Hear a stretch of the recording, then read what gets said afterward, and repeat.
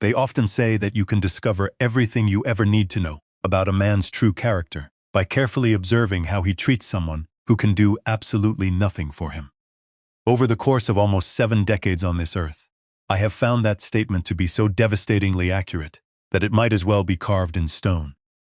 And the people who mistake a quiet man's silence for weakness, who mistake a patient man's stillness for ignorance, who look across a crowded room at an elderly fellow wearing simple clothes and decide right then and there that he is nothing worth respecting, those are always the most fascinating human beings to watch when the tide finally turns.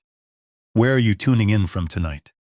Drop your city or country down in the comments below, because I always love seeing how far these stories travel across the globe. Just as a quick note before we dive deep into the heart of tonight's narrative, this is a dramatic audio fiction story inspired by the very real, very painful realities of family betrayal, corporate arrogance, and the hidden sacrifices fathers make to protect their children. Grab a cup of tea, settle in somewhere comfortable, and let's get right into it. My name is William Hayes, and I have intentionally spent the better part of 40 years being that quiet, unremarkable old man sitting in the corner of the room. I am 69 years old. I live in the exact same modest 4-bedroom colonial house on Elmwood Drive that I purchased 31 years ago when my daughter was just a little girl running through the sprinklers on hot July afternoons. It is a peaceful, tree-lined street where the ancient white oaks stretch their branches wide across the pavement, where the roots are older than most of the marriages in the neighborhood, and where folks still stand out on their front porches, holding warm ceramic mugs on Sunday mornings, just to wave good day to whoever happens to be walking by. If you looked out my front window right now, parked directly in my gravel driveway right beside my tomato patch, you would see my car. It is a 2003 Buick LeSabre.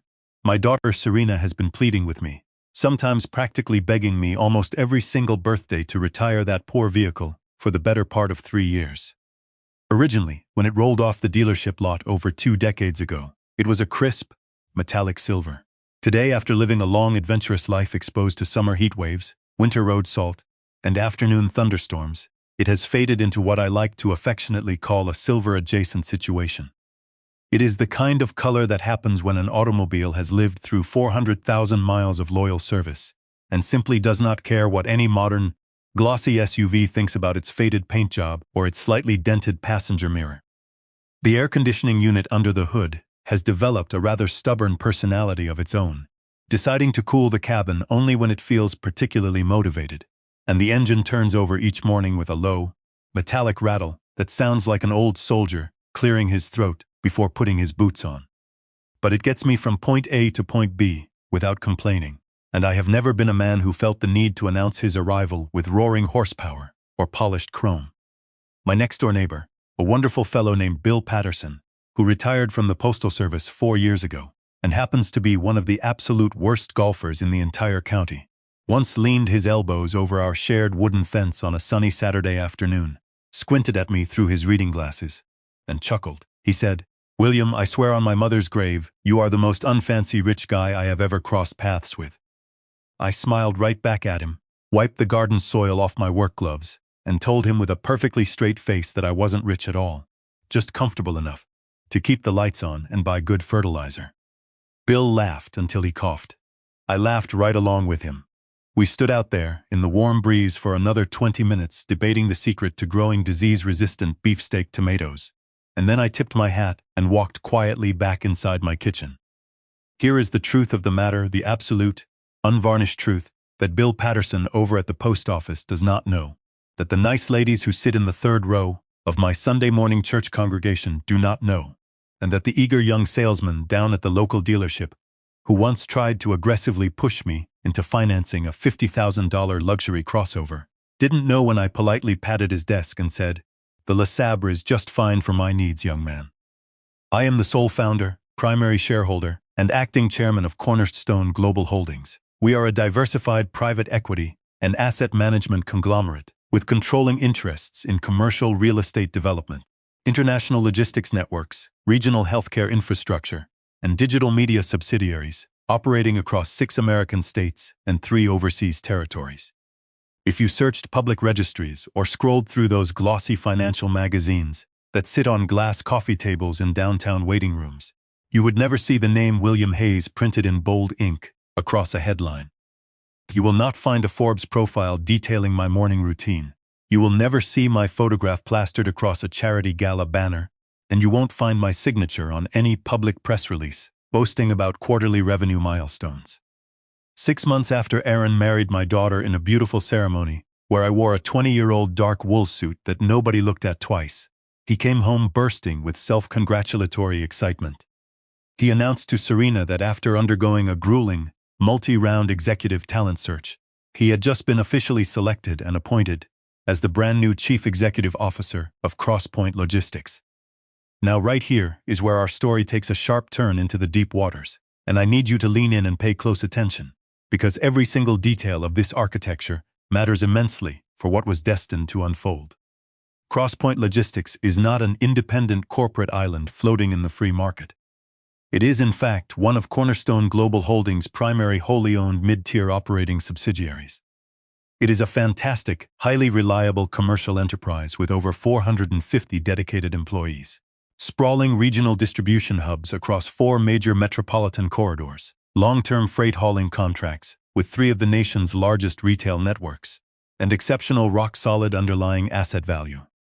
When Aaron applied for that executive vacancy, he believed with every fiber of his being that he was competing in a ruthless, merit-based corporate arena handled by a prestigious third-party executive search firm based out of Chicago. He sat through 4 exhausting rounds of technical panels, submitted 50 pages of strategic vision proposals, endured deep background checks, and ultimately received a formal offer letter signed by the subsidiary's board of directors. To Aaron's eyes, and to the eyes of his boastful friends at the country club, it looked like the ultimate validation of his undeniable genius. What nobody on this earth knew, what Aaron Cross specifically did not know then, and what he continued to remain blissfully, arrogantly blind to for 3 entire years, was that I personally controlled every single breathing second of that hiring process, from behind the heavy velvet curtain. I sat in my private home office on Elmwood Drive, logged into an encrypted live stream provided by the Chicago recruitment agency under our master oversight agreement, and watched every single minute of Aaron's interviews through the lens of a camera mounted behind a 2-way mirror. I personally reviewed his background dossiers, scrutinized his university transcripts, and carefully read every single private evaluation submitted by the 5 senior members of the Crosspoint Board of Directors men, who have reported directly to my private holding company for over 15 years. When the board chairman called my secure line to ask whether we should proceed with the appointment, I paused for a long moment, looked at a framed photograph of Serena standing on my desk, and quietly instructed him to approve the compensation package, sign off on the executive contract, and hand Aaron Cross the keys to the kingdom. After I hung up that secure phone line, I shut down my laptop, walked into my bedroom, changed into my dirt-stained denim gardening overalls, went out into the humid afternoon sun, and spent 2 hours digging deep holes along my back timber fence to plant 3 new heritage rose bushes. That evening, around 7 o'clock, while I was washing the soil out of my fingernails at the kitchen sink, my cellular phone buzzed on the counter. It was a text message from Aaron. It read, "Big news, William. Just officially landed the CEO role at Crosspoint Logistics. 7-figure total compensation package. Serena is over the moon right now. Shows what elite credentials and pure drive can achieve in the real world." I picked up the phone, wiped my hands on a dish towel, and typed back, "Hard work and dedication always pay off in the end. Congratulations on the big appointment, son, truly well deserved." Then I set the device down on the counter, poured myself a fresh cup of tea, turned on the evening news, and sat in my armchair. I want to look you in the eye right now and be entirely transparent about where my heart was during those early months. When I personally authorized Aaron's appointment as CEO of my subsidiary, I wasn't setting a malicious trap just to watch him fail.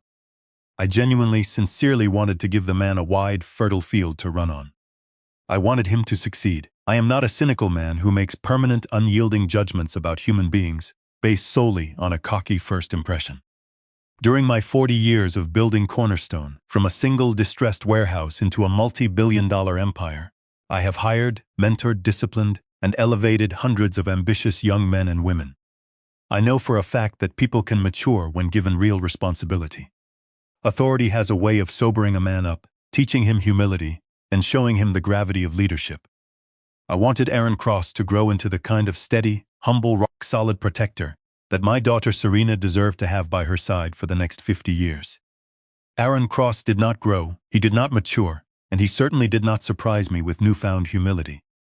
What he did instead over the subsequent 36 months was demonstrate, with staggering, repetitive consistency, exactly what kind of shallow, arrogant creature operated underneath those expensive Italian wool fabrics. Aaron sighed, the sound carrying a distinct, calculating chill that made the hair on the back of my neck stand up. Because Serena has this naive, sentimental attachment to the old man. She feels responsible for him, which is a massive emotional drag sometimes. But what can you do? Family is family. And let's be entirely pragmatic here. Boys, the old man sits on a modest little inheritance trust from Serena's mother, plus whatever equity is tied up in that Elmwood Drive property. Once nature takes its course and the old man finally shuffles off to the great garden in the sky, all those assets roll directly over to Serena. And since I manage our family's investment portfolios, that capital will go right where it belongs, into funding my long-term independent ventures. Until then, I just smile, pat the old man on his flannel shoulder, and let him think he's part of the conversation. He lowered his voice slightly, but the acoustic glass hallway carried his closing sentence with crystal clarity. You can tell everything about a man by what he drives and where he sits at the table. William Hayes is a ghost occupying space. He's dead in the water, and he doesn't even know it yet. I stood there in the quiet shadows of the 38th floor for 3 long seconds. I didn't clench my fists. I didn't barge into that conference room and demand an apology. I come from a long line of stoic, disciplined men who survived wars and economic collapses by mastering their own emotions. My late father, a master carpenter who worked with oak and steel until the day he died, used to sit me down on his porch steps and say, "William, listen to me carefully. The river never gets angry at the rock blocking its path. The river doesn't yell, and it doesn't waste its energy splashing around in a panic. It just keeps moving, silent, heavy, and persistent. And eventually, given enough time and pressure, that rock is ground into dust and washed away." I adjusted my flat cap, smoothed down the collar of my brown weatherproof jacket, and turned right around. I walked back to the service elevator, rode it down to the subterranean parking garage, stepped inside my faded silver Buick Le Sabre, and turned the ignition. As the old engine rattled to life beneath the hood, I looked at my reflection in the rearview mirror and spoke aloud to the empty cabin. "We peaked early, old girl. Let's go home and start grinding some rock."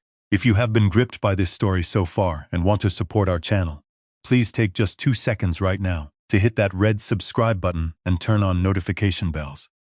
It costs you absolutely nothing, but it fuels our team to keep bringing you these deep, high-stakes audio fiction dramas every single week. Thank you from the bottom of my heart. Now let's get back to the long game. The formal dinner invitation arrived precisely 2 weeks later, on a mild Thursday evening. Serena called my home telephone, her voice bubbling with that genuine, effervescent warmth that always brightens my day. She explained that Aaron's parents, Gerald and Margaret Cross, were hosting an intimate family dinner party at their sprawling, gated residential estate out in the wealthy suburban enclave of Westfield.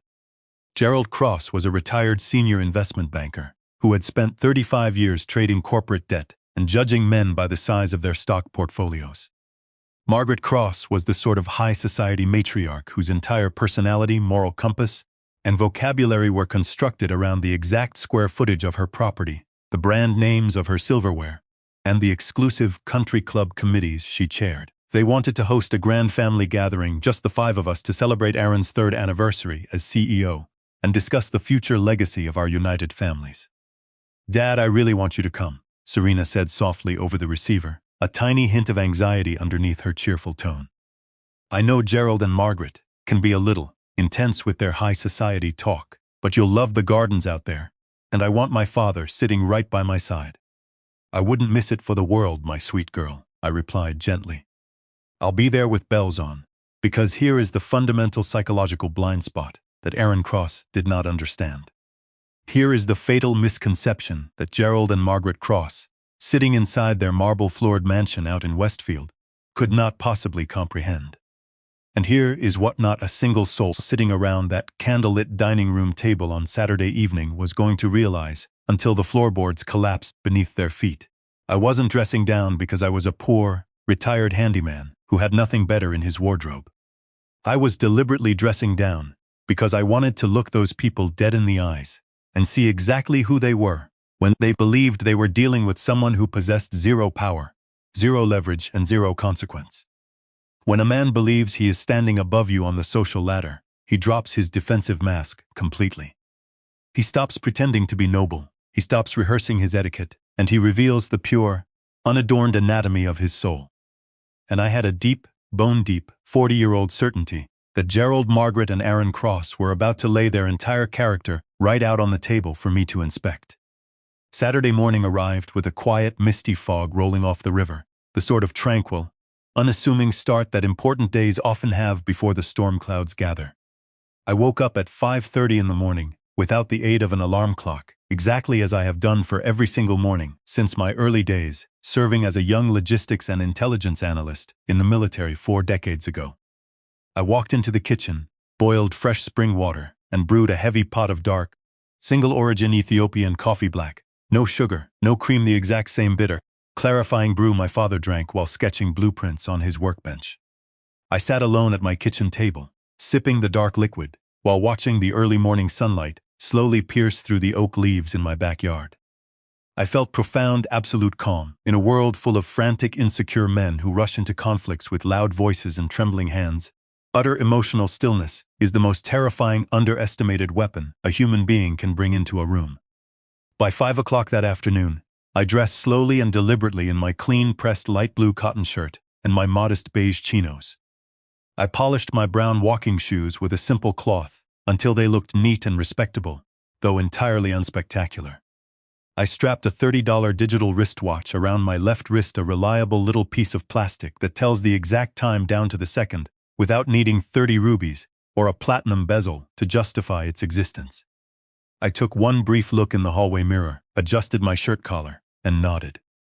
Yes, I thought to myself, that looks just like a retired fellow who spends his afternoons weeding tomatoes. I stepped out into the driveway and unlocked the Le Sabre. The old engine turned over with its customary metallic groan, rattled for about 4 seconds, as if complaining about the humidity, and then settled into its familiar rhythmic purr. I pulled out of Elmwood Drive and turned onto the westbound interstate highway, heading toward the exclusive gated hills of Westfield. I guided the Le Sabre around the sweeping circular courtyard and brought the vehicle to a gentle stop right in front of the towering, double-door limestone portico. Standing squarely at the bottom of the grand entrance steps was a young, slickly dressed attendant wearing a crisp black vest and white gloves. Not quite a traditional valet, not quite a private butler, but rather a specialized domestic gatekeeper whose explicit professional duty was to assess arriving guests by the value of their transportation and treat them accordingly. The young man took one look at the dented silver fender of my 2003 Buick, stared at the sun-faded paint on my hood, and then shifted his gaze up to my face through the windshield. I watched his features tighten as his brain executed a rapid, highly unfavorable socioeconomic calculation.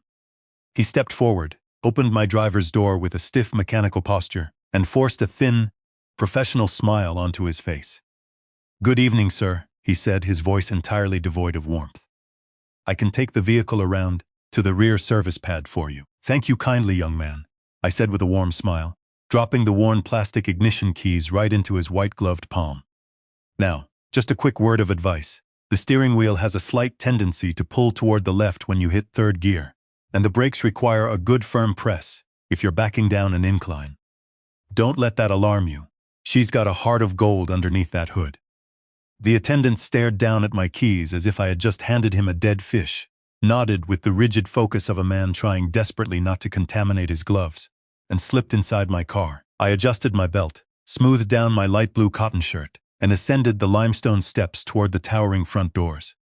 Before my knuckles could even touch the polished brass knocker, the heavy left door swung inward with a smooth, silent whoosh. Standing squarely inside the marble-floored foyer was Gerald Cross. Gerald was a tall, imposing man of 72, with a thick mane of silver hair swept back from a broad forehead, deep-set, calculating eyes, and the puffed-out chest of a man who had spent 3 decades commanding trading floors and boardrooms where his word was absolute law. He was dressed in that highly specific, meticulously curated style of ultra-wealthy men enjoying a weekend at home. An imported cashmere cardigan sweater that cost more than a round-trip ticket to Europe, draped effortlessly over a custom-cut linen shirt and tailored Italian trousers. His smile, right as his eyes locked onto my attire, was an instant masterclass demonstration of condescending aristocratic hospitality, bright, white, perfectly symmetrical, and entirely devoid of genuine human warmth. "William, my good man, come on in, step right inside," Gerald boomed, extending a large manicured hand out toward me, as if greeting a charity beneficiary who had won a raffle. "So delighted you could make the drive out from the suburbs to join us tonight. Truly a pleasure." He paused, letting the grandiosity of his son's vision hang in the air above our creme brulee bowls. Now, launching an independent enterprise of this magnitude requires substantial, immediate liquid startup capital to secure primary international shipping leases and hire top-tier engineering talent, Gerald explained smoothly, his fingers tapping against the table.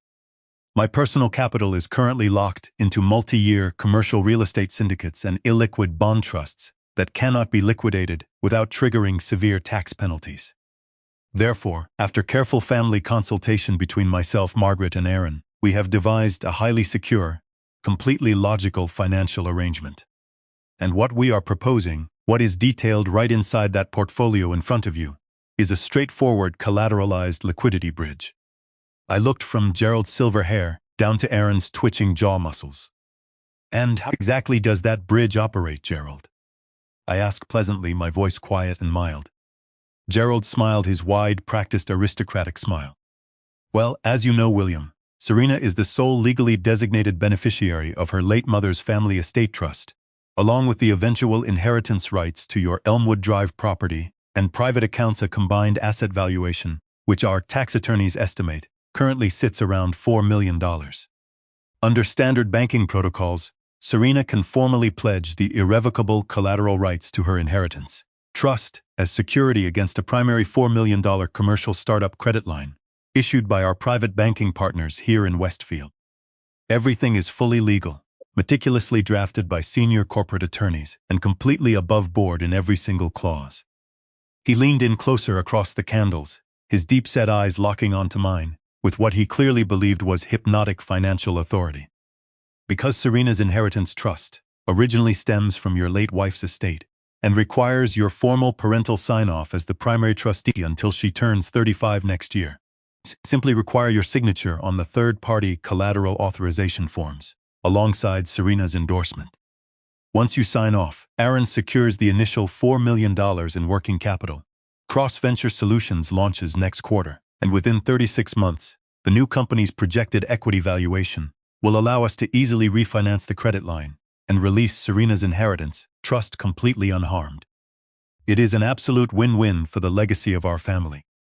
I looked slowly around the table. I looked at Margaret Cross, whose face wore the fixed, unyielding expression of a wealthy woman who fully expected her social inferiors to hand over their wallets upon request. I looked at Aaron Cross, sitting tall in his tailored Italian suit, his eyes gleaming with the arrogant, unshakable certainty that he had successfully manipulated his simple, retired father-in-law into financing his personal corporate ambition. And right at that exact second, sitting in my department store cotton shirt, I looked right through their hollow souls and thought to myself with absolute, crystalline clarity, "You three arrogant fools have absolutely no idea what kind of monster you just handed this document to."